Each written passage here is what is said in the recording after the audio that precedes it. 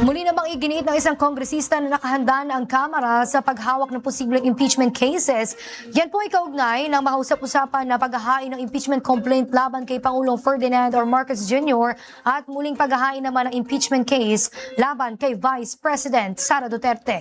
Si Julian Bunag, live mula sa Batasang Pambansa sa detalye. Julian?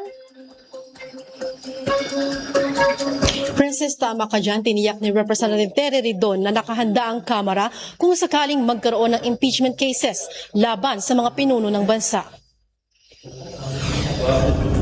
Umuugo ngayon ang ilang usap-usapan na mayroong maghahain ng impeachment complaint laban kay Pangulong Ferdinand Marcos Jr. Ang isyong yan, ayon kay Representative Tere Ridon, ay kinakailangang malaman muna kung sino ang maghahain at ano ang rason ng ihahaing impeachment complaint. Giit pa ng kongresista kung ang gagamiting basihan para sa ihahaing impeachment complaint ay ang pagkakaroon ng unprogrammed appropriation sa panukalang pondo. Ito anya ay premature pa dahil anya hindi pa nagdedesisyon ng Korte Suprema kung ito ba ay unconstitutional o hindi.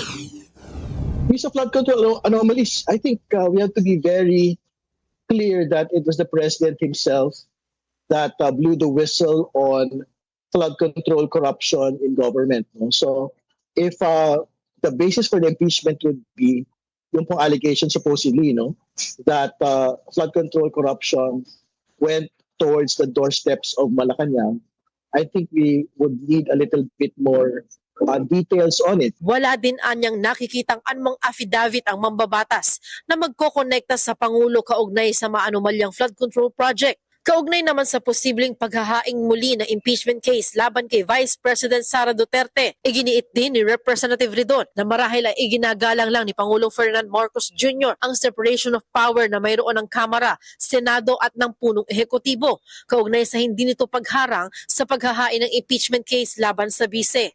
Aniya, ang mahalaga sa ngayon ay maresolba muna ng Korte Suprema ang motion for reconsideration ng Kamara sa inisyal na impeachment case laban sa bise. Princess, kinumpirma pa ni Representative Ridon na wala pang napag-uusapan ng House Committee on Justice tungkol sa kung papaano nila haharapin yan ng mga posibleng ihaing impeachment cases laban sa mga pinuno ng bansa. Mula rito sa Kamara para sa Totoong Balita sa Bagong Pilipinas, Julian Bunag, Congress News.